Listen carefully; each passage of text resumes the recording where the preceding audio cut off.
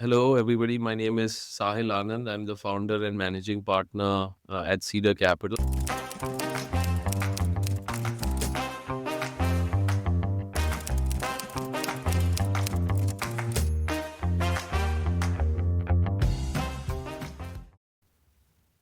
So, Sahil, welcome to the Founder Thesis podcast. I want to go back a bit before we talk about Cedar Capital. Let's kind of start with the consulting business, which is Cedar and IBSi, and give me like a little bit of history on that business. I believe your father is the one who set those up. So just give us some context on that. Yeah, sure. So, Cedar Consulting is actually the so as to say legacy business. A very unique situation. Actually, we're probably one out of maybe like 10 family owned management consulting businesses in the world. Maybe not even 10, maybe five. Um, American consulting firm, about 40 years old. My dad joined them in the US in Chicago after his MBA. And just like any consultant, he worked on many projects and he grew the ladder. Um, and in the early 90s is when his boss, he had two bosses, one in the UK and one in the US, basically requested him to move to India to set up, which was at that point one of India's only early consulting practices because consulting was still kind of a new phenomena in this part of the world. Um, and our traditional family business was actually for pharma and medical devices. We made like thermometers and blood pressure monitors and all of that. But Like um, your grandfather's set that yeah, business up. yeah. Well, yeah. Believe it or not, I mean, he had that business, but my grandfather was also an OD consultant. So my grandfather was a OD consultant. He ran a consulting firm called Anand Associates. Maybe like a 5-10 man consulting firm, did a lot of consulting work for the old Indian family businesses, be it the Godreges or in fact, I wrote to Mr. Narayan Murthy using my grandfather's name a couple of weeks ago because I wanted an introduction to his family office. Mhm. And he was kind enough to reply immediately. Literally 3 minutes, he replied, saying that, yes, of course, Dr. K.K. Anand and I used to roam around the IIM Ahmedabad campus in a golf cart doing a tour because my dada was a founding faculty of IIM Ahmedabad. So my grandfather was actually also quite consulting oriented, ran a consulting practice, was a professor, all of that. I forget how he had this medical device business, but the reality is nobody was interested in it. And so what happened is my dad set up Cedar's India practice in 91, 92. And at that time, the consultants often played the role of kind of being consultants and investment bankers, right? Because they were basically just advisors. And so I think the first 20, 30 mandates we did as Cedar in India was more just like a little bit of everything, right? Some PE advisory, some due diligence, some M&A, some strategy design. Um, and then maybe 5 or 7 years later, in the early, almost 2000s, maybe late 90s, is when my dad realized that he was really loving this and that he had done well for himself in terms of building a practice from scratch, both in India and in the Middle East. So he started the Middle East practice in 97 or 98. Again, one of the earliest consulting firms to go to the Middle East, and there was nothing there, right? 25 years ago. Um, and he went back to his boss, um, Tom Rump and John Moulton, these two gentlemen, and said that, hey, listen, I'd like to buy the practice, right? Um, and at that time, he obviously could not afford to pay them at one go because my So by the practice and by the India practice, the no India, which is buy everything. the But global what they yeah, businesses. but Okay. what they How big agreed was is the that business? Like what well, that kind was of not revenue, headcount? maybe revenue. I would not know, to be honest, but there must have been about 35, 40, 45 consultants. So like a boutique consulting firm, right? Not very big Okay. at that time. And this was But doing the same work as, let's say, a McKinsey or a BCG yeah, or a same Bain. work. Same work, but under a different brand name. So that time the brand name, we operated under a brand name of Renaissance Worldwide and Technomic Asia out of Chicago. So basically what happened is Cedar is actually a spin-off of a larger consulting firm that was headquartered in Chicago that broke up into 8 or 10 firms. And Cedar is one of them. Okay. And This would have been like Technomic, typically consulting firms have partners. So yeah, the so partners would have had a there were about 5 or 6 partners. Some of them Mm. still work with us. Steve Raisin is with us, and Greg Kirish is with us, and yeah, so they're people who've been around for a long time. At that time, we didn't do much financial services, right? So at that time, Cedar was kind of doing everything. We did. I don't know if you've heard of Radio Shack in the US, one of the America's large retailers when it came to electronic devices, and so we Radio Shack turnaround retail strategy was an example of a client. Sara Lee was a client. Kellogg was a client. Multiple Japanese companies, as I told you in the past, were clients because we had a small office in Japan. Um, in India, we had the Piramal family by Gujarat Glass, right? Which then became Piramal Glass, which is what it is today, which they've sold then further on. Gullu Mirchandani, who runs Onida, his son Sasha is obviously now well known, but he was a client. And so actually 80-90% of the client base was non-fin because the core expertise was using the balanced scorecard, which is like a measurement framework to drive performance. Because Professor Kaplan, who founded the balanced scorecard as a concept at Harvard Business School, was one of these gentlemen who created Renaissance and Technomic and the old Cedar, right? So what happened is a lot of his IP flowed through the consulting work we. And so I think even today as a consulting firm, probably one of the only consulting firms in the world and maybe done 600-700 scorecards, right? For in every industry for a What client. is this balance code? Give me a 101 on that. Yeah. So the balance scorecard is basically it's a very detailed performance management framework that breaks up the strategy of any business into a sort of a Google map, and it's very directional. It has 4 or 5 dimensions around financial goals, customer goals, product goals, organizational goals, process goals, and basically through a very dynamic process with the top 20 people at an organization over maybe 3 to 6 months. Um, we would basically understand what the priorities of the business are and basically tie everything together, taking all 20 leaders' points of view into this straw model that is called the balance scorecard.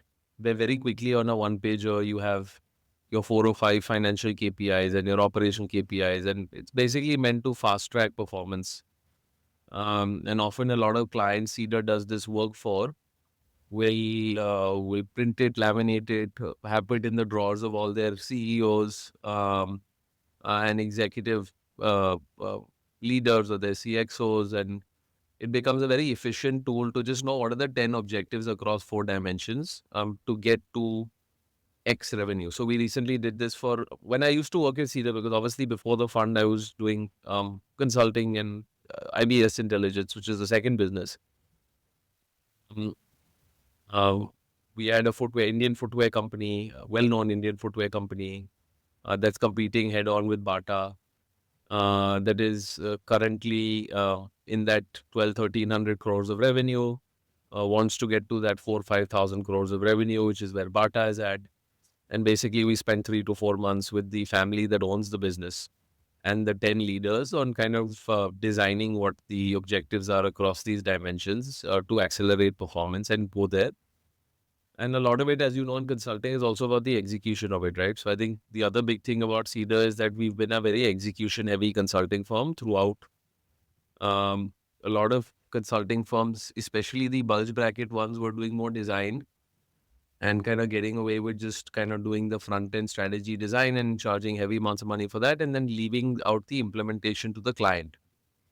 I think the big trend in the industry has been clients basically waking up and saying that they're not going to just implement stuff that a consulting firm has given them, and that the consultant needs to live with them through the process. So actually, Cedar's tagline is "We make strategy work," because a lot of Cedar's work is actually execution heavy. So an 8 out of 10 clients will do design, and we will live with the client for 6, 10, 12, 15 months on the implementation. So similarly, we lived with this footwear company for 6 months later, where we said, okay, these were the objectives. This is how they become 3,000 crores. And now here are the 10 tracks of work that need to happen, right? So SKU optimization needs to happen. Better retail strategy needs to happen. Org transformation needs to happen. And then those become smaller mandates, 3-month mandates, right? But they basically execute and deliver the original goal of the balanced scorecard.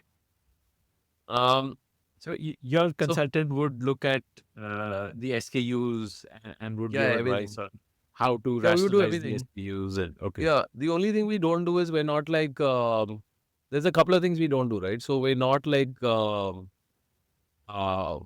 heavy operational excellence consultants. So we won't get into like process. We'll do process design at a high level, but we won't get into like how Kaizen should be defined in your factory and then how are the metrics looking. And we won't go into that level of detail. It's more strategic.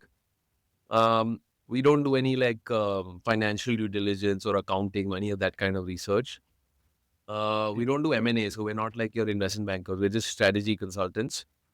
Um, and what one question quickly I want to ask you. You yeah, said buzz bracket consultants. So buzz bracket means what? Like the big names yeah. like a So BCG. yeah, so we compete. Yeah, so we compete. Two types of consulting firms, I guess. We compete with McKinsey, BCG, Bain.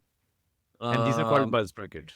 yeah, these they call What's the MBB, origin of this MBB. term? Buzz bracket. So very Bulge bracket is fascinating term. just the term was born in the investment banking world, where the top 4 or 5 investment banks globally that were doing the majority of the deals in the market were called bulge bracket. And so anything with the uh, anything with that size or scale that gobbles up a lot of the deals or does a lot of the work is bulge bracket. In consulting, it's obviously the big 3 firms, right? Which is MBB, which is McKinsey, BCG, and Bain. BCG doesn't actually do much in our space. BCG is more other industries, FMCG, consumer. Um, But you're Bain also and consumer, right? Like this footwear is no, what happened is, yeah, so what happened is then fast forward last maybe 15, 20 years, right? I'd say. Um, 80% of our practice, because as a boutique, you need to have some sector focused. expertise, right? Because then clients are like, how can you do the same width of work that a McKinsey can do, right? And so what ended up happening is about 80% of the practice has become financial services oriented. Globally, about 60% of management consulting is in any case financial services because of the money spent on that industry, right? And so I think we've ended up just following that trend and building a lot of good work for a body of work in that space. So today, about 80% of what we do is financial services. Probably done work for maybe like 200 or 300 banks, 400 banks maybe in this part of the world. Most of our practice today is Asia, Europe, Middle East. That's like the big chunk. We do some work in the US and all, but to be honest, it's become more this part of the world. And yeah, so we do 2 types of work. We either do what we call large scale business transformations, where our client is somebody from business. So the CEO or the board or the head of retail, corporate, commercial. So there's not always a tech orientation to those mandates. Often there is because now everything has tech, but they're more to kind of drive business, right? We just led the merger of a very large India's biggest bank, which merged with their asset management company that's been around for a really long time. So that's something we would have done that's more strategic and business transformation oriented. And then the second big piece of work we do for banks and financial services is on the tech side, where we get hired by the CTO, which is the chief technology officer or the chief digital officer or the CIO. And we get brought in to basically look at the fintech strategy or the IT strategy of the bank. So we first do typically a 3 to 6 month kind of analysis of where they are, what do other banks do, what kind of technologies are they using, and so and then we kind of help them, right?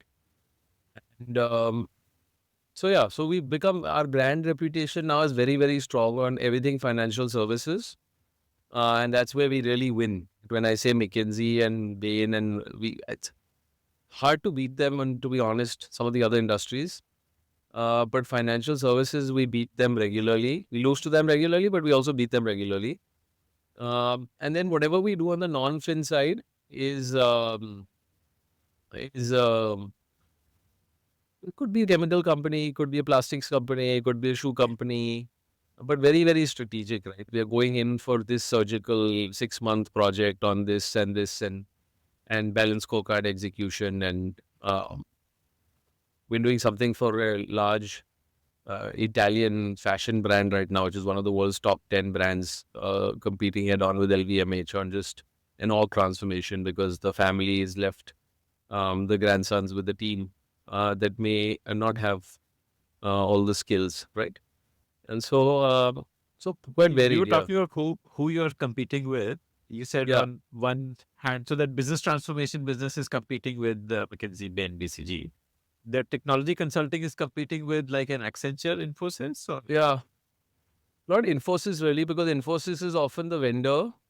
Infosys Consulting does some work, but again, they do more techie work. So Infosys and Tech Mahindra will do more like implementation type of work. They won't do strategic consulting, and often their arms are implementing their own technology, right? Yeah, I would say Accenture. I would say the Big Four do a lot of this kind of work also. McKinsey does a lot of it, even on the tech side. There are a few other boutique consulting firms like A.T. Kearney, Roland Berger, Oliver Wyman. There's probably about 5 or 6 that do FS technology. Uh, because to be honest, that's where also you make a lot of the money.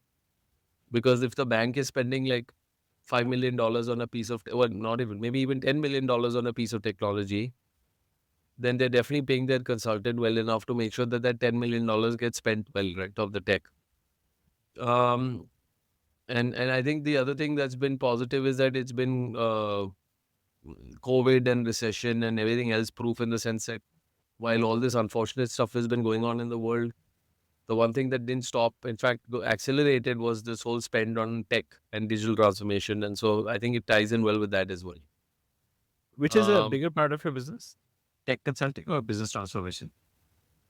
I would say the tech consulting is a bigger part of the business, but not Like bigger by that 60. much, maybe 60-40. Yeah. Okay. Uh,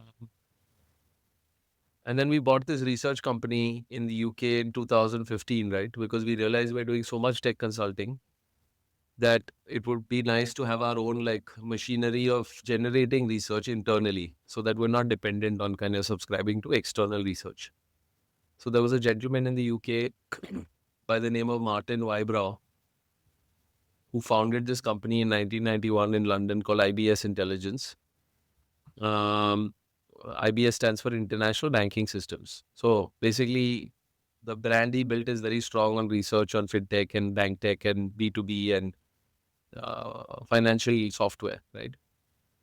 And so we bought that company in 2015, and that company has become a very important part of our portfolio because on one end now we have the consulting piece which advises banks, and then on the other end we have this research business that advises fintechs or tech companies, right? So Infosys is a client actually on the IBS intelligence side.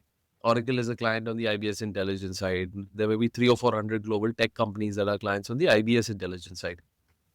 And so we ended up in this very unique place in the middle. Not many consulting firms globally own research companies as well. There's only maybe one other example I can think of at this point, which is Oliver Wyman, and Celent. Celent, Celent is a well-known research company, and they're part of the same umbrella.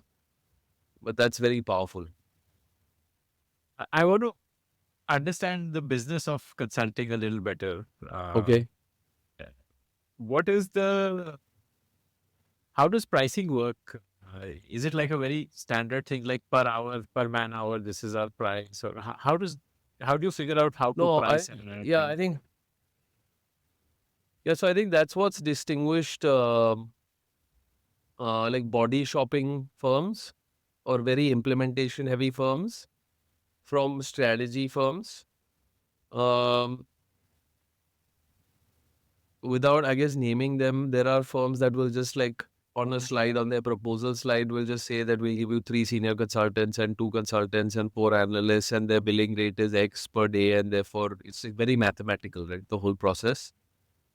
Um, but Like that's number obviously of not the man-days body. into the Yeah, rate is the and bill to that's the the client. thing. Yeah, so that's just providing people, right? At the end of the day, I think true strategy consulting firms obviously price basis the firm's IP and what the firm brings to the table as your key consultant. And then, okay, people's pricing is obviously built into that. But yeah, it's, I would say it's science and art. I would say the base model typically gets built with just how many partners and principals and engagement managers and consultants do you need, and what is their billing rate, and what is the OP, because travel is a big part of cost, right? What Because is no matter OP? what, OP is like operating expenses outside, like Okay. extras basically, traveling to client and costs related to being on client site and all that stuff. Um, and but I would say like 30, 40, 50% of it is just what the firm brings as a leader in a certain domain.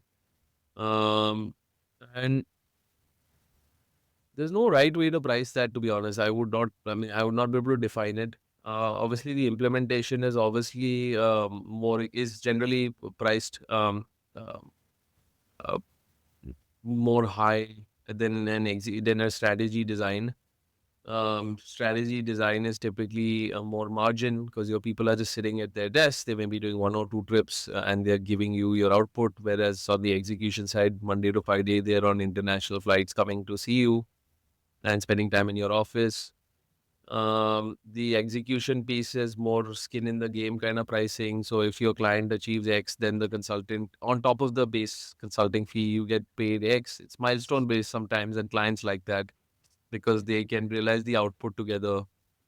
Um, So with this all footwear company consultants, example that you gave me, this was like a base plus a like an output based, yeah, this was milestone some based. output base of them getting to a certain amount of crores in extra revenue in the quarters we were there. But that was a very small piece of the price.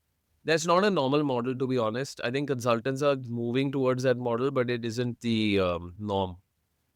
And how much Um, would that engagement roughly have been? Like this footwear engagement for these, like you yeah, said, about India. 6 month See, engagement. India has always had this pricing challenge, right, for consulting because obviously the attitude um, Yeah, often Indians is don't that like we to kind pay of for advice. yeah that and that.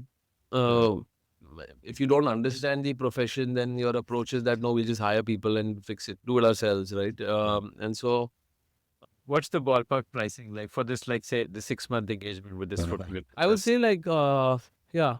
So I would say like a design piece of work, just design, maybe lasts about 3 to 4 months, 3 to 5 months. Um, Maybe like $100,000, $150,000, $200,000. Um, Execution can go obviously because depending on the number of work streams, it's seven, eight, $900,000 depending on the amount of work you're doing and how much work you're doing and how much time you're spending with the client. But generally expensive, right? Which is why there's no consulting business that works for startups in that sense, so young companies, because consulting services are typically expensive, right? Um, which is why I also think, and to be honest, we've tried in the past saying, 3, 4 years ago, saying that, oh, India has so many startups, let's do a small consulting practice with a nimble team that can do consulting for young companies. But it doesn't work, right? Because the economics just doesn't make sense and the company's at a completely different stage. And I think what suits that stage of company better is just having the advisory type model, right? Where these subject matter experts just become advisors to startups. And that works Why well doesn't because the they, economics? I've spoken to a lot of folks who had a similar idea of consulting for SMEs and mid-sized businesses, no, but SMEs is fine. it didn't SMEs you scale. can definitely do work for. Like if you have a 200 crore or 100 crore rupee company and you can definitely afford a crore or two or three or four of consulting work. What I mean by startups is like if you're doing like 20 lakhs a month as a startup and you're hardly doing a Okay. crore of revenue, Got it. then it's Right, like, right, right.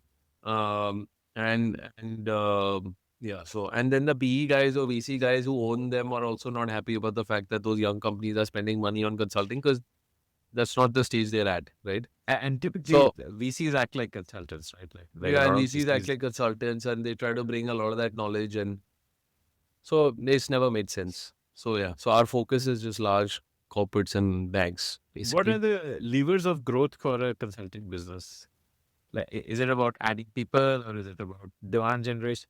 Uh, what Yeah, really? no, it's just adding people, unfortunately. I think Okay. that's the challenge with most consulting practices globally. There are three types of consulting firms, right? There are what they call small consulting firms, and small consulting firms. The global definition is like a 5 or 10 man shop, right? One or two partners and 4 or 5 others, right? And there are probably a couple of hundred of those around the world, right? That do meaningful work. Then there are medium-sized consulting firms. Medium-sized consulting firms are maybe 50 to 400 man consulting firms, maybe 100 to 300, 400, right? That do uh, eh, 10, 15, 20 partners, and then they have their teams. And then there are obviously the larger ones, the bulge, what I was calling bulge bracket ones. But unfortunately, the biggest lever is people because the more partners you have, the more work you sell, and therefore the more work you deliver, and therefore the larger the rest of the organization needs to be. So everything is very partner driven. Um, and therefore it's an expensive way of growing, right? It's expensive way, but more importantly, it's a slow gestation way of growing because every partner needs to have his own success. They got to get into the firm, they got to learn your culture, they got to work with all your people. The client has to trust them, and so the way consulting firms have typically grown is they've identified a new country, they've hired three partners or two or three partners for that office. They've set up the office being led by two or three new partners who've then hired their teams, who've then gone and looked for clients. And so I would say it takes 4 years for any consulting office in a new country to really kick off. Um, so yeah, so it's unfortunately only people, nothing else. The term partner here is a designation or is it a like a legal standing that you are a No, it's a partner? designation. It's a designation in the very large firms that have maybe 400 or 500 partners, 1,000 partners. There, it's also legal in the sense that they all have a tiny amount of equity, very Like tiny, or these McKinsey, BCG are essentially owned by employees in a way. Like the in a partners way, own the yeah, pool. a small pool is owned by them. And they have to put money in the firm personally. So they're not just partners like that. So when they get to a certain level, a bunch of They their have to buy savings the equity. basically, they have to buy their stake, Okay. and they buy into the pool. Just like it is also at a law firm or in a tax advisory or accounting firm. But there are also models where um, it's a very notional pool and it's more just about the designation. And then they get paid really well. Yeah. Okay. Like who owns like a BCG or a McKinsey or a Bain? The majority stake? Yeah, Are it's are just these a publicly listed or just held by no consulting current firms. and Consulting firms old struggle partners? to get publicly listed because the thing is that everything is so spiky, right? There's no um, there's no fixed trend or a fixed trajectory you can take because every year you Not start at predictable zero. That's revenue. the reality. You really start at zero. You can do exceedingly well in one year, but then your projects end for the year. Some of them spill over. But then in January of 2025, you basically start at zero again, right? So how do you value such companies? And how do you what do you buy into really? Because you're just buying into new potential projects or projects that may be ending. And so generally they aren't public unless they have a large tech business within them where they're creating their own software, like an Accenture, for example, or an Infosys, which is not valued because of the consulting, it's valued obviously because of the tech company. Mm. But otherwise, generally, consulting firms don't go public. So like McKinsey is owned by current and previous partners. Yeah, that's basically how it is. I would not even be able to tell you how Bain is owned or who owns Bain. I Mm. would Google it myself because Yeah, it's got it. just maybe 1,000, 1,200 partners. Okay. Um, yeah. what kind of revenue does Cedar do? Like, Cedar has about, we're about 250 consultants between Bombay, Bangalore, Cairo, Dubai, London, and New York. And we do maybe 300 mandates every year, heavily focused on, as I said, financial services. And what we did well, I think, over the years is my dad built a practice that had a lot of dollar revenue because he realized early on that the Indian market wasn't going to pay, especially in the 90s, right? Because he basically moved here after selling consulting work in the US and realized that, hey, listen, these Indian clients are not going to value us, at least today. And so he very quickly built a Middle East practice. And so I think we're well hedged in that sense, and we're not dependent on India revenue, and therefore we're not desperate for India revenue or India clients. But to be frank, we don't really chase any India clients because we know if we spend the same energy chasing a Middle Eastern client, it's like 4x the value, right? 5x by the value. So India work we do very, very selectively. Um, but it's getting better, right? Obviously now as Indian family businesses are hiring professionals, many of whom are ex-consultants, the value for our profession has obviously grown significantly, and everybody values having a consultant. But there are also clients who just like in the middle of the project disappear on you, and you know how it is. It's just a bit of that culture still stays. Uh, yeah. Is there like a issue of bad debts here, like clients not paying? it's just clients not. No,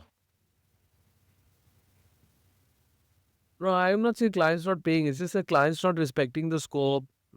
In our world, there's a terminology called scope creep, Yeah, where they basically heard of that. keep changing the scope. Um, uh, don't value your input on a certain topic and count it as being absent value, and it's just there's challenges, but it happens much more rarely. I would say 1 out of 10 projects, something like that, happens now. Everything else is pretty. It's gotten much better, and we do quite a bit actually. At any time, maybe we have 4, 5, 7 Indian mandates going on. Okay. So it's gone better. The headquarters is India, or like No, it's where's still the the US. Still the okay US, New the York, yeah. okay We shut the our Chicago office and it's in New York, but I'd say only like 15% of the work we do is still in the US. What right. happened is because everything moved to this part of the world in terms of our focus. It's more Europe, Middle East, Asia now. Europe because of IBS, which is that business, which is headquartered in London. And the US uh, to be honest, not that much focus anymore. IBS is a fully owned subsidiary. Yeah, fully owned. It's actually now its own entity. So it's a sister Okay. entity. Okay. Very interesting business because that's actually where I worked. I haven't worked formally at Cedar for too long, maybe 2 years. I spent 6 years at IBS. So I joined IBS IBS after produces my like research. off-the-shelf research reports that people can just Yeah, buy and subscribe, or is it yeah, custom yeah. done? No, two types. Yeah, both types. I would say 30-40% of our subscribers will buy off the shelf, where they will just go to And what's an example of ibsintelligence.com. a So we have a report on core banking. Core banking is like a very important piece of technology within a bank. It costs many millions of dollars, and it's needed for any bank anywhere in the world to run.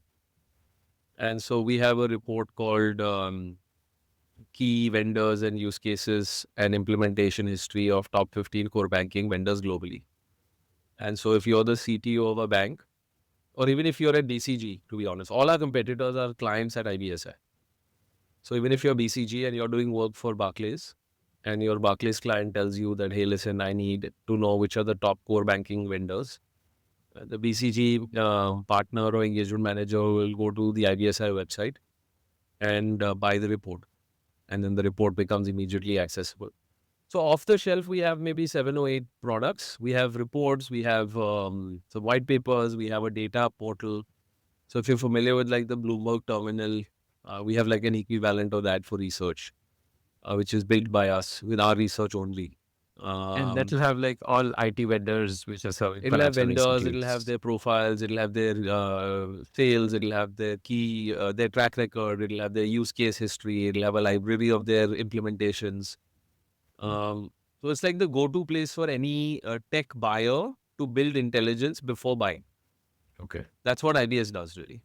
Mm. And because they're spending multi-million dollars on these systems, spending 30,000 pounds, and the good then therefore the good thing is you can price these reports well, and it's a high value business because you can sell 7 pages of research for $15,000 or $20,000. Right? And so it's a very because we're domain experts, we're not saying we can do this for 10 industries. Again, we're saying only fintech, and there's nobody else. We are the world's only fintech market intelligence and analyst firm. In that business, it's called an analyst firm. So we're an analyst firm, Okay. and so you can basically really kind of build value for clients, right, in this domain. Uh, so yeah, so that I think that's been very interesting because that's where I learned. To be honest, that's where I learned what fintech is. I didn't really know because my past experience was more consumer, FMCG, retail, and Everstone when I worked in private equity, multiplex. I mean, I've done all kinds of industries, right? Mm. But my whole learning of what fintech is has been thanks to IVS Intelligence and thanks to the last 6 or 7 years. Okay. And this again, I guess would not be a business where you have to work hard for sales because since it's uniquely positioned, a lot of sales would happen through word of mouth and referrals and inbound and Yeah, there's definitely way more inbound at IBS because I mean the website itself must be having like 2 or 3 million page views and like wow. it has So we that's have a because there news is there. some free information available and some There's a paid lot of free information. information. Okay. There's a lot of free information. Um, we also run one of the world's only fintech news platforms. So we actually Okay. have teams of reporters and journalists going out and doing podcasts. If you go to our YouTube, I think we've done like 600, 700 podcasts Wow. just in the last 5 years. Mm. Robin, we have a managing editor, Robin, who sits in London. He has a team of people. They interview people. We have a monthly Hey, actually, the monthly magazine in front of me. So we have a monthly magazine, right, which has subscribers. We do interviews. So there's a key Ah, interview of the month. So okay. so we have like 6 or 7 IPs. Um, and so it's very inbound, but it's also, I mean, there is a push element to it as well. But you're right. It is more demand generative than a consulting practices. Basically, you're saying content is the primary way for demand generation, like content marketing. And that content is in the Content, form of podcasts, newsletters, a journal.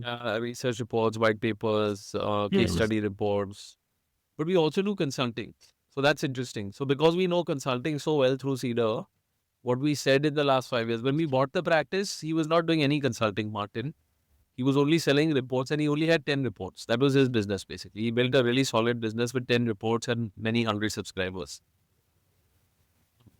So we do like consulting at IBSi, but we don't do it for banks, obviously, because that's what Cedar does. We do it just for fintechs. And again, when I say fintechs, I don't mean startups. You need to be of a decent scale to be buying consulting services. Um, Fintech but as we in don't do a vendor, like a tech, like a someone who's vendor. potentially selling to financial services. Yeah, yeah, yeah. Okay. So, yeah. So there's many of them we do work for, and but In we terms don't of do the helping them with a implementation. product roadmap and telling them what kind of features will sell better and how to price Yeah, yours. we do. Yeah, we do go to market. We do partner search. We do product roadmap. We do pricing studies. Mm. We do like 6 or 7 types of work. We don't do any heavy implementation, so no projects will last for like one Mm. year or like it won't be like Cedar. We'll only do the design. So like 6 to 12 to 20, 25, 30 weeks of work. But global work, right? And IBSI also does a lot of work for consulting firms globally. So Accenture will come to IBSI, for example, and give IBSI 90 country study on core banking trends, which is like Okay. a 1 year project. And so we'll So do that's like, like a custom report. it's like a custom report for a consulting firm who needs to give it to his or her client. Mm. But it's not being done in like the Aranka way, right? If you know Aranka, which is No, I don't outsourced know Ranka. research. Yeah, so there are research companies that will do completely outsourced research, where the logo that research company is not being put on the report. It's more just like completely outsourced services, right? Here, obviously, when our client goes and gives it to their client, for example, it has the IBSI logo on it because the IBSI logo stands for everything fintech. So Okay. what they value is the fact that the logo is there and it's validated by IBSI, and not just the fact that it's been written by somebody externally. Mm. Got it. Got it. So I think Okay. that's a lot of the value, bro. Does Cedar also do demand generation through content marketing, or is it also like No, sales? Like your it's consultants not. go out and win deals and Yeah, it's more like that. It's more partners go out and win stuff. um, so it's a lot of networking, relationship Yeah, it's a building. lot of that kind of stuff. Luckily, we about 4 or 5 years ago we started an events platform because of not because of Cedar, because of IBSI. To bring CTOs together and introduce them to fintechs and all of that. And that platform has helped Cedar a lot because what we do now is we do like 16 global fintech events every year, right? So 16 100, events across 200 countries, like one event per different country. countries. Okay. Yeah, maybe some like Bombay, India, we do a few more. We do Bombay, Bangalore, Bombay. So we do three in India. Mm. We do Bahrain, Oman, Kuwait, Dubai, London. So we do and 100, 200 people very concentrated on fintech, CTOs, fintechs, CEOs, board members. And so that is kind of, in a way, become a good platform for the Cedar teams as well. Um, Even though that was not the objective, but that's what's ended up happening. But otherwise, as a consulting firm, typically your marketing is just there is some content that will go on YouTube, and there is obviously the website is important and all of that. But it's really about how many partners are on the plane or on our clients on shaking hands with people and trying to sell work. Mm. Okay. These events are like, do they pay for themselves through sponsors? I'm assuming fintech vendors would pay money Yeah, some to. of them. Yeah, some of them we sponsor because we also do it as a brand kind of activity. But yeah, you're right. We have sponsors at every event. So we just had a Bombay summit, um, maybe whatever a month ago, November 20 something, and we had maybe 3, 4 sponsors.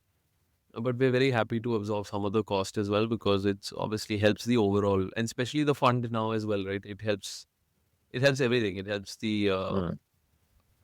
put me and my team and our fund on a platform. It helped put the fintech lab on the platform, which is another very important IP, and so it helps everybody within the umbrella. I'm assuming these two, like Cedar IBS combined, would be like couple of 100 crores of revenue. Yeah, yeah. Mm. Okay. Okay. Okay. Okay. What is the fintech lab? So we started the fintech lab in. I actually, well, I was one of 2 or 3 people who started the fintech lab. This was in 2017. I basically realized that because of Cedar, we have access to all the buyers of tech, and then IBSI, we have access to all the vendors. And there's no globally, actually, there's not many like ecosystems that will introduce them to each other in a unbiased way, one way or the other, in a independent platform. And I figured that we were well positioned to do so for many reasons. And so I created this platform called the Cedar IBSi Fintech Lab, which has been home to um, about 52, I think, 52, 53 B2B fintechs in the last 5 or 7 years.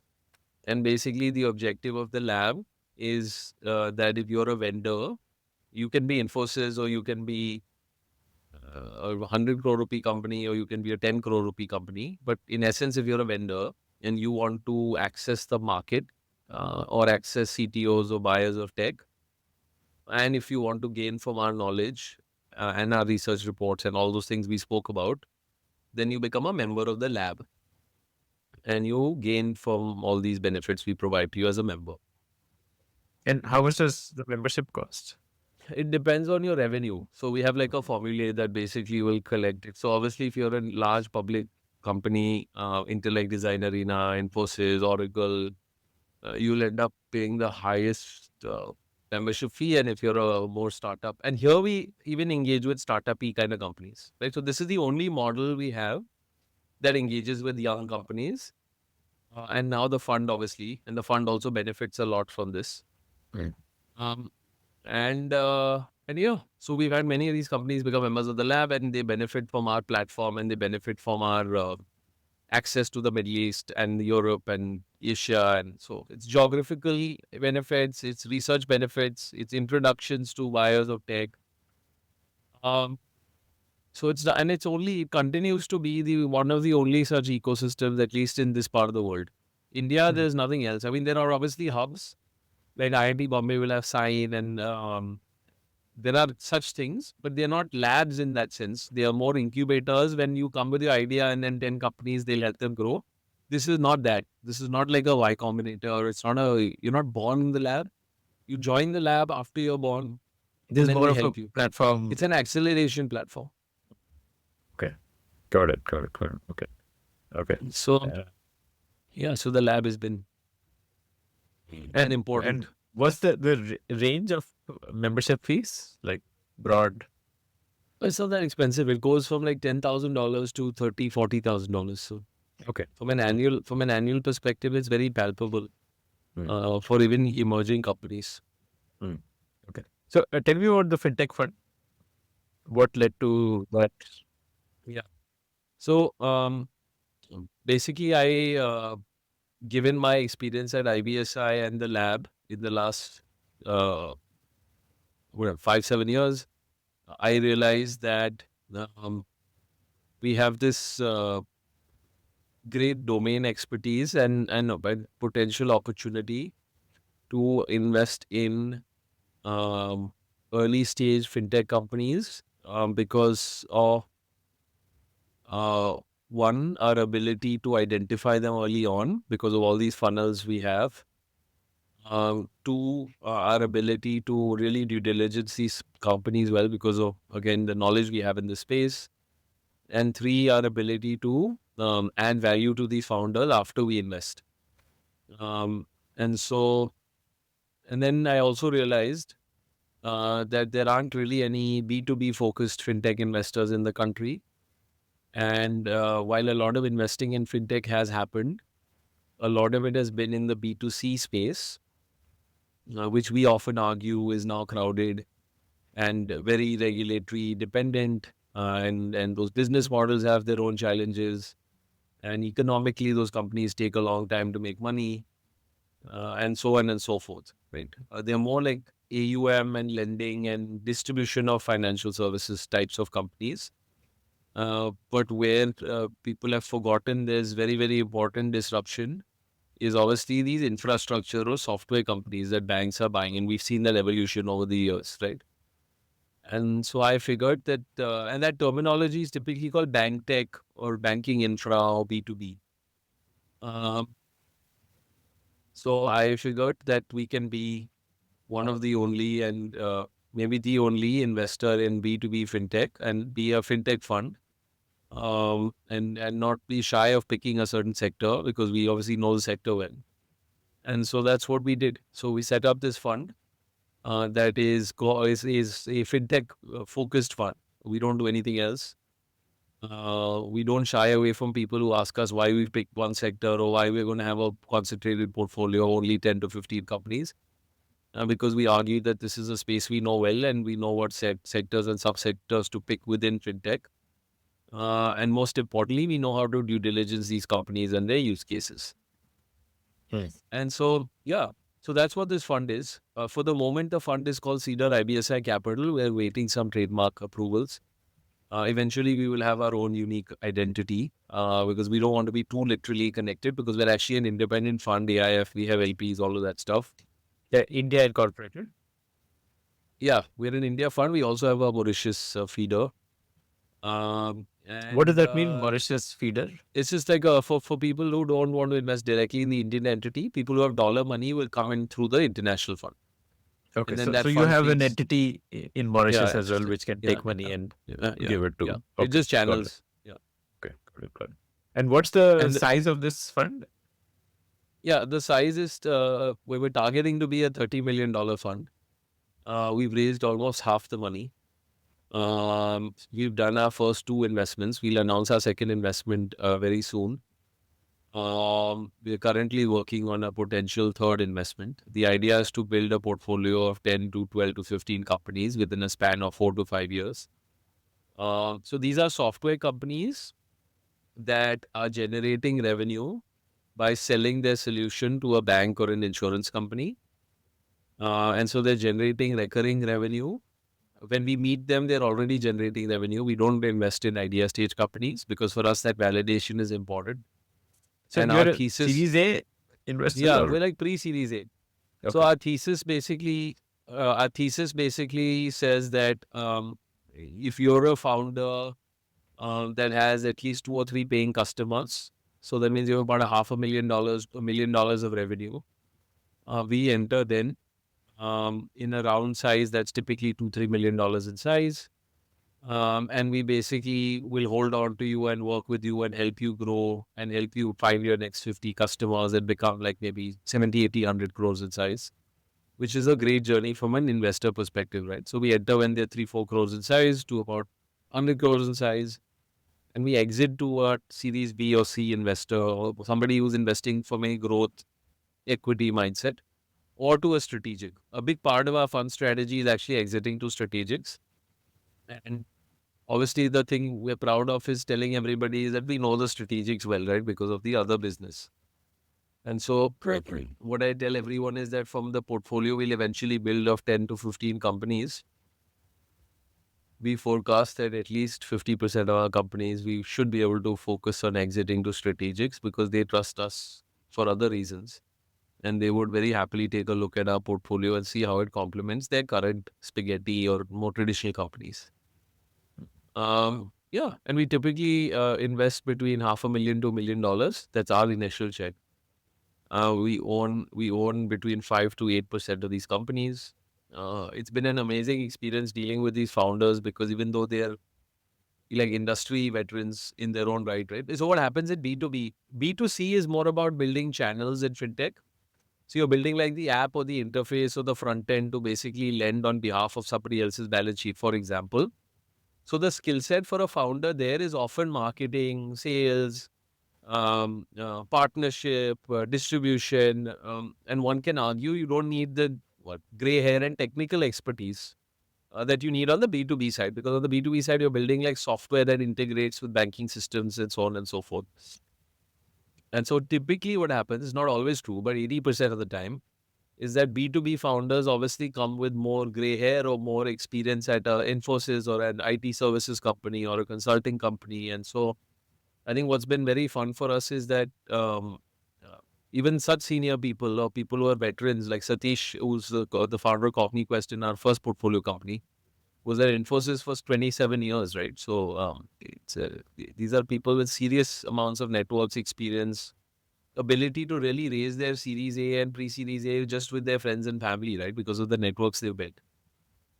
But the fact that they still kind of want to partner with us as a first-time fund, take our money, respect our value add, respect our knowledge on the space, even though they've been at an Infosys, for example, for 27 years. I think that's been very nice. So yeah, so it's been a very two-way street kind of a relationship, at least with both the first two sets of founders, where the it's a very appreciative both ways, and it's not just appreciating the money; it's much more than that. so first, tell me why fintech in India is a big opportunity. And I mean, there are like of late, I have seen a bunch of fintech focused investors are seriously bullish about India. So why is A fintech and B India together combined a big opportunity? How big is that opportunity? Is there some sort of market potential numbers that you can share? And Yeah. So, look from our perspective, I'll talk from the B2B perspective, right? B2C is obviously everybody talks about fintech in India because of the population and the digital penetration, and financial inclusion. so population multiplied by uh, young population, multiplied by digital penetration, multiplied by digital public infrastructure that's allowing people to do more, multiplied by the rising need and aspirations, and therefore wanting to borrow and live a good life and spend money. And so all of that is all macroeconomical kind of reasoning, and therefore you need B2C fintechs that will either lend or give you the right insurance or give you products that a traditional organization cannot distribute to you as well. Even though many argue, and even I argue, that the banks are eventually waking up. And in fact, one of the themes we discussed at our event in Bombay a couple of weeks ago is how CTOs of banks have become as sharp as the fintechs have. And so then what role will the fintech play if the banking app or the banking digital team is ex fintech people who are doing as good a job, right? Um, but leave that aside. So on B2B, the thesis is that India has been the IT slash software hub of the world for many years, where we've built, and Infosys has kind of built the India brand in the software world, right? Where we've built software companies in India for the world and done very well in kind of helping global organizations in kind of doing better using Indian software.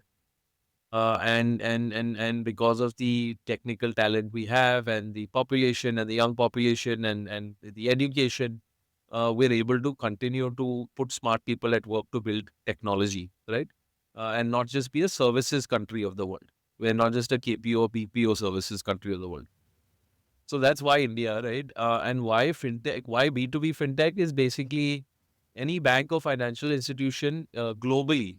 So again, that's the beautiful part of this. It's not an India story, right? It's a global story. Use about 20 odd systems that fit into what they call their enterprise architecture. So there's an enterprise architecture diagram, which if you look at any IT organizational blueprint, um, often the core banking system is at the heart of it. And then there's a treasury, there's risk, there's cards, there's transaction banking, there's document processing, there's automation, whatever. There's 20 systems. And traditionally, all of these were being provided in bits and pieces, but more importantly, in a more clunky, difficult to implement, heavy software, non-cloud friendly, non-API friendly, monolithic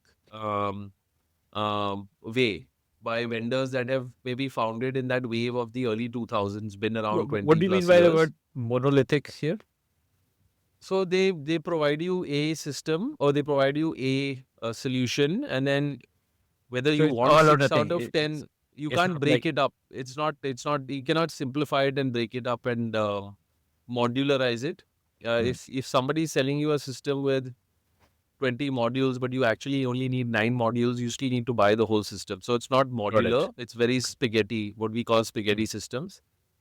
Um, um, and obviously, what's happened is there hasn't been, um, because of technology, there hasn't been a rapid evolution in the way banking technology or B2B financial infra has been evolving in the last 15 or 20 odd years. That wave has really started last 5 to 7 years, where companies like M2P and Perfios and multiple others have been born, right? Saying that, hey, listen, why does banking software have to be like this? Why can't I just give you A and A? And why can't it be more menu oriented in the way you buy your modules to run a bank, right?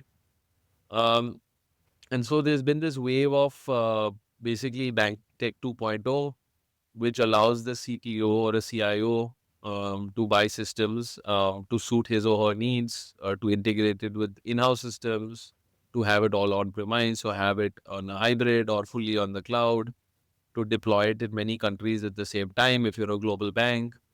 And technology that is obviously way more API friendly and customer friendly and easy to implement.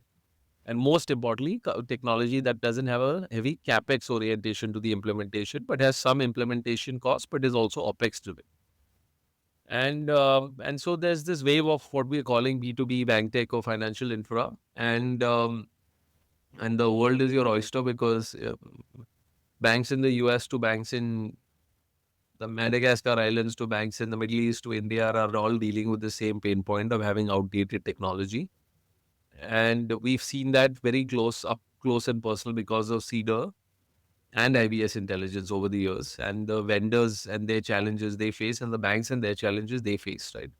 How much is the And so potential market for India to it's hard to expand? say. I think if the way to do it is if you just take number of banks globally. We did this exercise actually 2 months ago. I've lost the Excel, but we did a very detailed exercise. I think number of banks globally into 10 to 15% of IT spend into replacement cycles of 3 to 5 years, an average system cost of $3 to $5 million, which is a mix of implementation and operating these systems. Um, and then multiplied by obviously the number of countries and banks and regions. I think it's a very, very large number. I'd be happy to send that to you separately More and than 100 billion? Or- yeah, it's, well, yeah, in that range, I think, or that 40 to Okay, 70 billion is what the number will come out of. Not more than 100, amazing. I think. Hmm. But it's a huge opportunity, right? Right. And look, the way we think about it is I literally need my companies to become, in a bear case scenario, I need my companies to become like 7, 8, $10 million in size, which is a very good feat for a VC fund. When you ARR, you're entered, saying when like the, like yeah, 7, 8 yeah, ARR. million It's all ARR. ARR. Most of it is Yeah. ARR typically. Mm. Um, which means about 40, 50, 60 customers. And if you've really built a good solution, then that should not be unachievable. How do you Um, value these kind of businesses which have, like, say, predictable SaaS revenues? Like you said, that you want your companies to reach a $7, $8 million ARR. What would be the valuation of such a company if it is acquired? yeah. Well, if it's acquired later on, you mean? Yeah, if a Yeah. company at So $7, $8 million SaaS, is acquired, yeah, what yeah. So is there a rule of thumb? Like, I think like median multiples. No, there's just like comps. So median multiples, um SaaS companies that are generating ARR is about 12 to 18x of revenue at the bare minimum. I think that goes to like 24, 26x. Um, so the way we think about it is if so I enter $8 a million company company, is at least worth 100 million at at the least very worth, least, yeah, I would say like 80 to 100 to 100 million, 200. maybe worst case scenario. Yeah. Um, uh, and that is given the fact that we enter early on when they are valued more in the $7, $8 million range, 6, 7, $8 million Mm. range, right?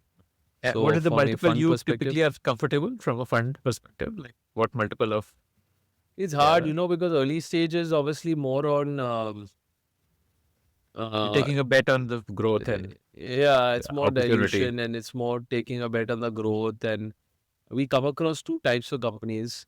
We come across companies that are more like completely new age, where they are not, where they're building something that's completely like green or brownfield, a piece of technology never been heard of before. What's an We are example of this? valuing. Completely new Uh, age. our first company, for example, right, where we can argue that we didn't use a traditional valuation method in the way you do it, and we didn't do it basis multiples. We did it basis two or three other methods. Um, um, but it's a company called CogniQuest that is in the space of intelligent document processing.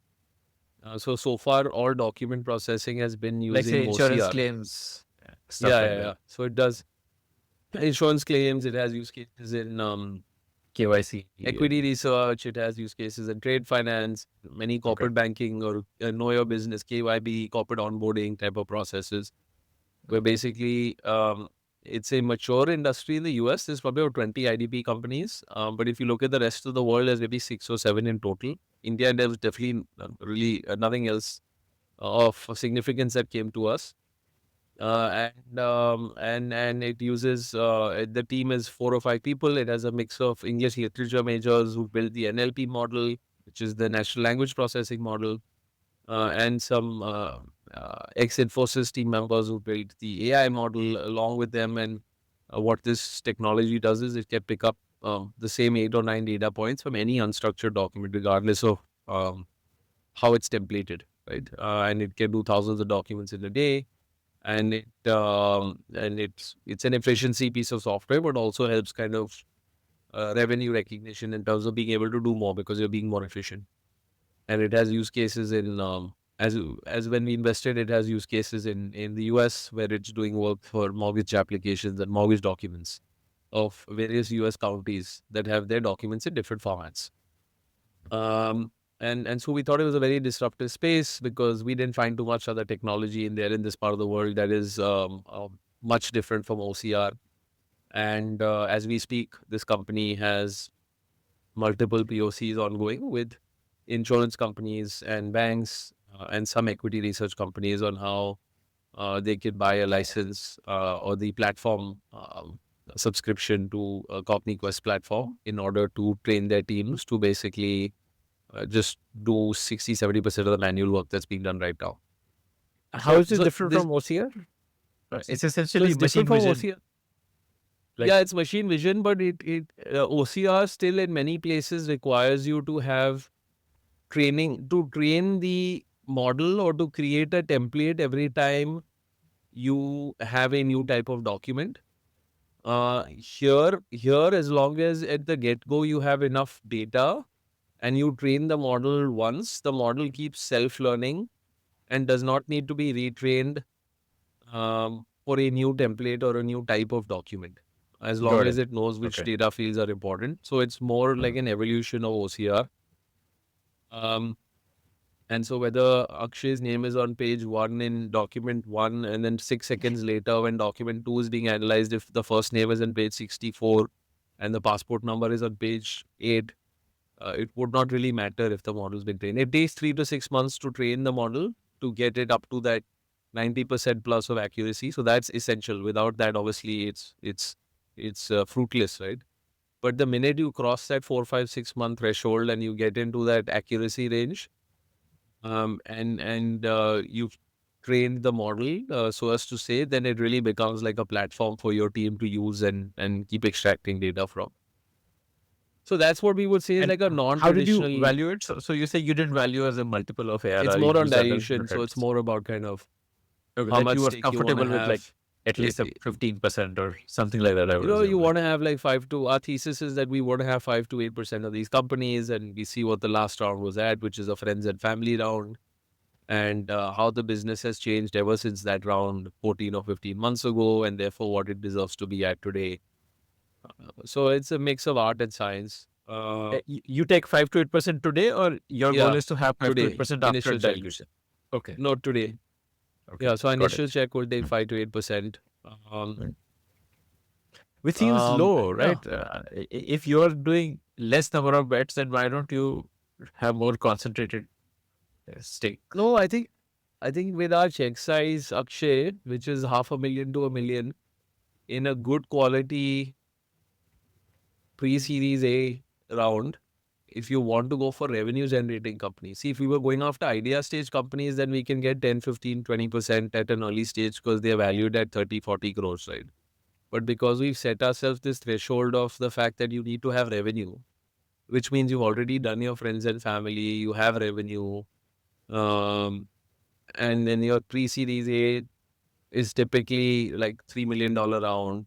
Then with our $500,000, I mean, it's a tit for tat kind of situation. But we're very Right. comfortable with Okay. 5 to 8%.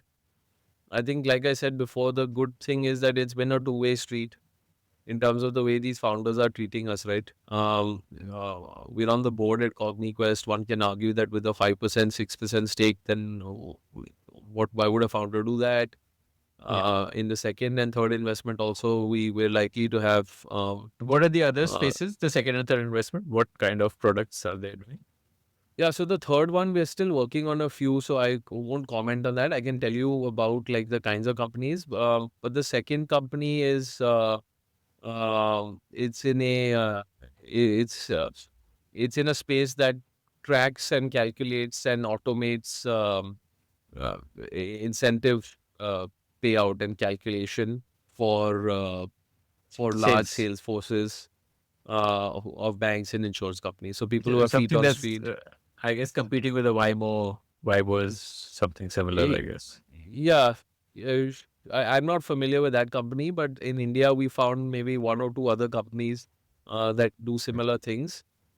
Interestingly, when we spoke to a lot of people like financial institutions, and also seems that a lot of this is still being done on Excel because of just the comfort of CFOs and their teams on just calculating stuff using Excel. Um, so we didn't actually come across too many players building such software. What we liked about this company is that it has 25, 30 odd customers already. So very highly validated, right? So it goes like the next step of validation. Forget 2 or 3, it has 25 and it's generating rupee and dollar revenue. It's grown fast. It will be profitable next quarter at the bottommost level. Again, industry veteran founders, 30 years of experience each, one in financial services, one in technology. And their second product that they're building is in a space we know very well. So they're building a second product in this bank tech space that is also something that we're excited about because we know the space well. So I What think is it the was more space? about it's in the overall lending space. Like a loan Um, management yeah, system, in something. in that space, and so so I think we're buying into the current business and what they've done with it so far, but also the hope that the new product is in a space we know well where we can add value, right? Yeah, got it. Okay. Um, Mm. and I want to kind of understand the competitive dynamics of a VC fund. And, sure, there are two places where you're competing. One is when you're raising money from yes, your LP. You're yes. competing there with other funds who are also raising money. So how do you, or how did you compete there? And second is for good quality deals, as you said, revenue making fintech firms, global revenues. These are like highly coveted deals. How do you get access to good quality deals? How do you compete there? So just whichever order you want to answer in, tell me about the uh, how you compete in both these areas. On the LP side, I would say it's been very tough, especially in the last year and a half, because what has happened is so typically for a fund, at least a first time fund or a early stage fund, and a $30 million fund, you don't go to the big institutions, right? The IFCs and Temaseks of the world won't look at a small fund because their tickets are like 10, 20, right? So typically any first time fund, generally in this 20 to $50 million range, gets built basis family offices capital and HNI capital and maybe one or two anchor institutions, right? If you're lucky. What's happened, unfortunately, with the family office landscape in India is that I think in 2020, between 2021 and 2022, 23, a lot of capital was given to funds. Um, um, that for whatever reason hasn't given these LPs the promises that they were, the rights that they were promised, or the early distribution that they were promised, or the upticks they were promised, or the co-investments they were promised. And as part of that process, what's also happened is that these family offices have gotten smarter and hired one or two or three people saying that, hey, we do direct investments. So we have access to direct deals. And so I would honestly say like this family office landscape has changed. If there are 100 meaningful family offices in the country, 50 of them have decided that they'll only do direct and they won't do indirect through funds anymore because they've had average fund experiences in the last 3 or 4 years. And they figured that if they're part of a principal or a family that owns a consumer business, then why the hell won't we have access to consumer deals? We get access to deals. So they're not even worried about deal access.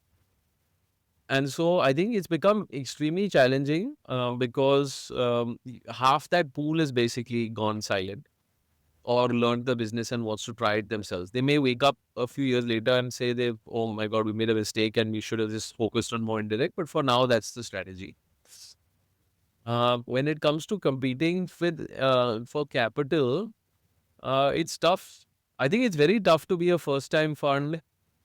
I think it's very tough to be a first time fund. Firstly, just that itself. On top of that, it's very tough to be a first time fund and then be a sector agnostic fund. saying that you will do every industry as well. Because then, yes, people are like, who the hell are you, right? Because there are 10 other funds that are tier one funds now that joined the market 10 years ago, right?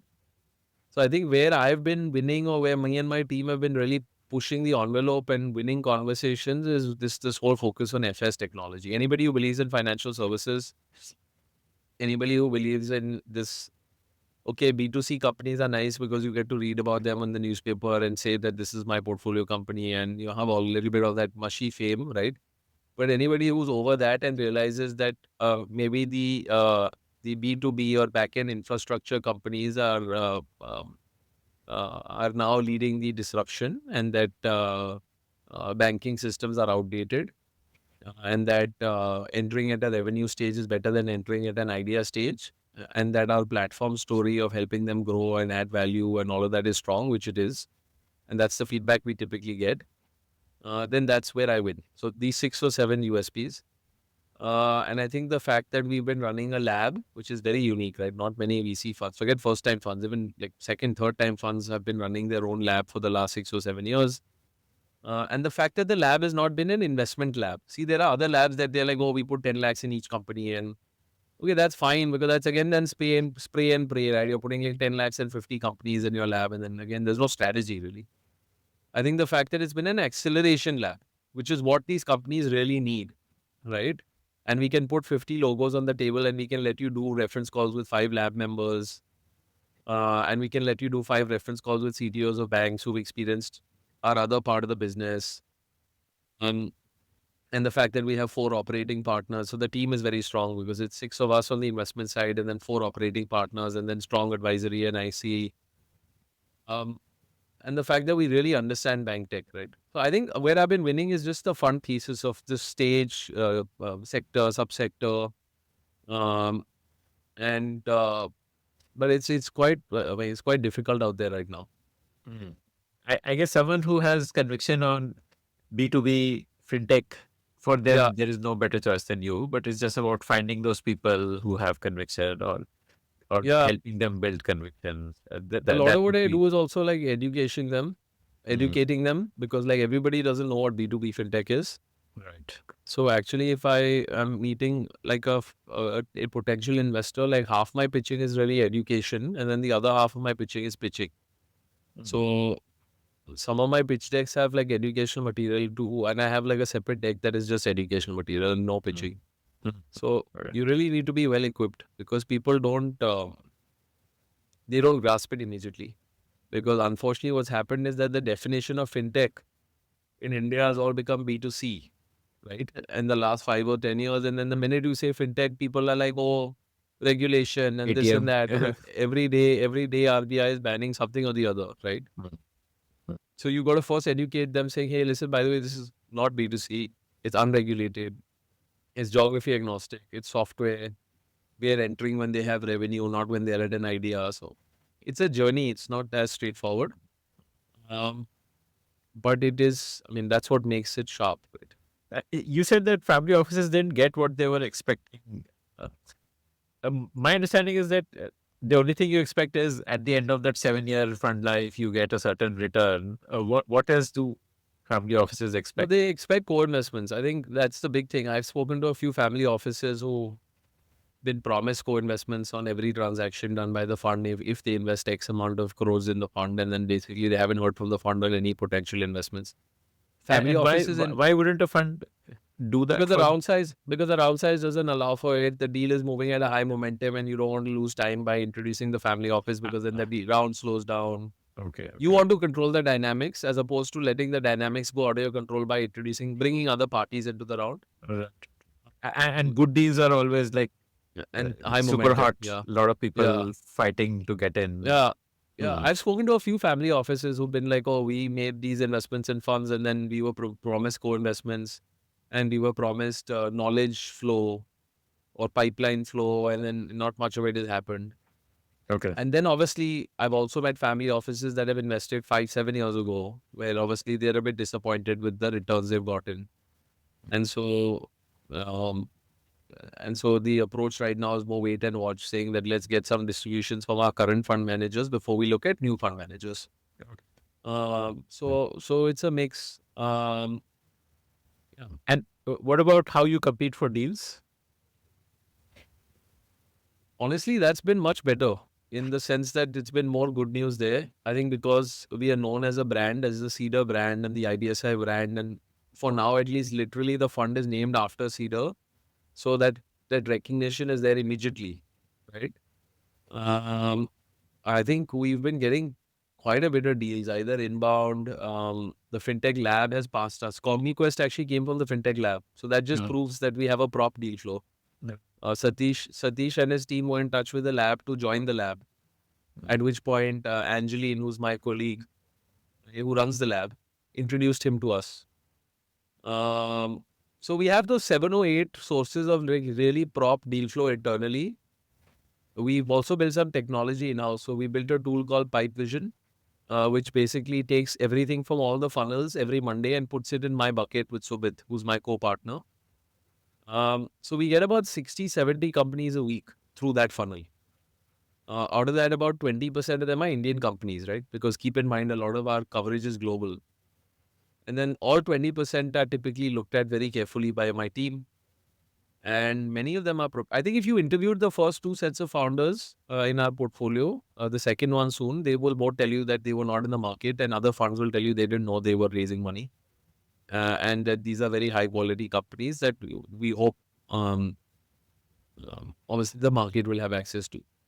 So I think we're doing well in terms of. I mean, obviously there have been opportunities that we've missed deals to. We just, I mean, kind of missed out one opportunity maybe 2 or 3 months ago Yeah. What was because the of the reason for the momentum. miss? Like It's you we came were in too late. focusing. No, we were focusing on a second deal and we couldn't focus on the third deal because we are constructing our portfolio one by one.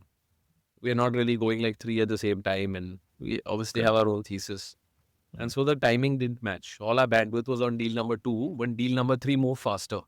Mhm. Uh, What are so, the so stages for you to invest in someone? Like you said, you're focusing on one at a time. So I'm assuming it must be a lengthy or at least a no, yeah, it's okay. time I would say, investment needed in. yeah. So the way we do it is there's first there's like a first call, right, or first meeting with the founders, understand the business model. Then we take that business model and we vet it internally. So we look at IBSI research, we chat internally, we look at who the other players are, whether there's an opportunity, etc. If we like them, then we go meet them in their office. So we fly to Bombay, we fly to Bangalore, Chennai, go to Bombay, spend like maybe 8 hours, 9 hours, all day basically. Get to know their people, see their office culture, understand their teams.